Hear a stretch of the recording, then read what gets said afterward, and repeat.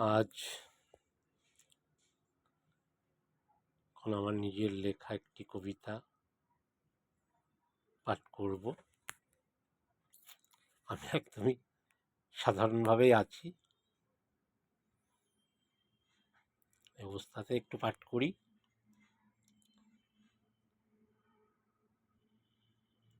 কবিতাটি লিখেছিলাম, শরীরটা ভালো নেই, মন মেজাজে ভালো নেই। যাই হোক, কবিতাটা লিখেছি। কবিতাটির নাম হলো শাঁখের করাত। কবি কলমে সমর কুমার চ্যাটার্জি। শাঁখের করাত মানে বুঝতেই পারছেন যে এগুলোও কাটে, পিছলেও কাটে। তো এরকম একটা অবস্থা নিয়ে আমি একটু লিখেছিলাম কবিতাটা।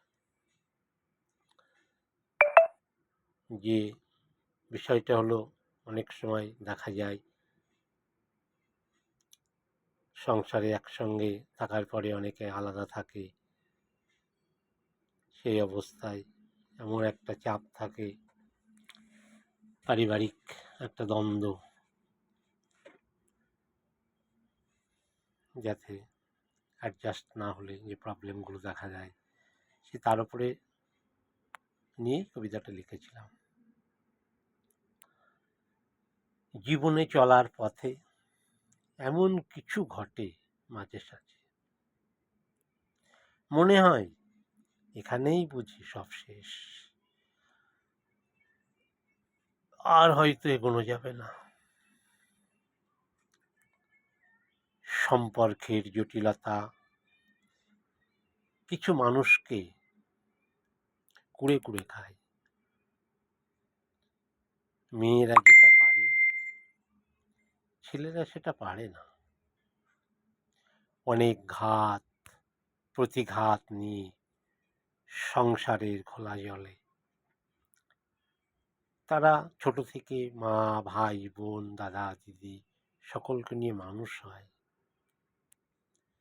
কালের নিয়মে সকলেরই সংসারও হয়, আর তখন থেকেই শুরু হয় এই বিপত্তি।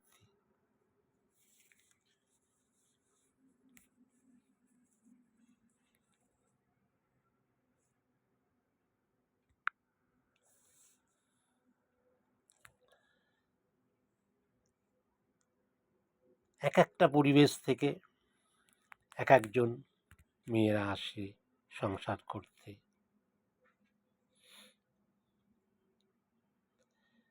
তাই অনেক একান্নবর্তী পরিবারে কারোর সাথে কারোর মিল হয় না, কারণ প্রত্যেকে যে যার নিজস্ব পরিবেশ থেকে আসে। অনেক ক্ষেত্রে অনেকের সাথে মিলও হয়, সেক্ষেত্রে দেখা যায় উভয়েরই একটি স্বার্থ কাজ করে। তবে বেশিরভাগ ক্ষেত্রে অমিলই দেখা যায়। আর তখন সেই ছেলেটির অবস্থান হয় একদম শাঁখের করাতের মতো। না পারে সে মা, বাবা, ভাই, বোনদের সাথে ঠিক মতো কথা বলতে, হাসতে, খেতে। আবার বাড়িতে ফিরে গৃহকর্ত্রীর বাক্যবাণ শুনতে হয়, কোথায় ছিলে এতক্ষণ, নিশ্চয়ই তুমি ওই বাড়ি গিয়েছিলে। এই রকম এই শাঁখের করাতের মধ্যে পড়ে বেশিরভাগ ছেলেদের জীবন দুর্বিষহ হয়ে যায়। তারা অন্তরে খুব কষ্টও পায়। তাদের আনন্দ, খুশি, ভালোবাসা সব শেষ হয়ে যায় এই দড়ি টানাটানির খেলায়। তারা তখন একটা যন্ত্রচালিত মেশিনে পরিণত হয়।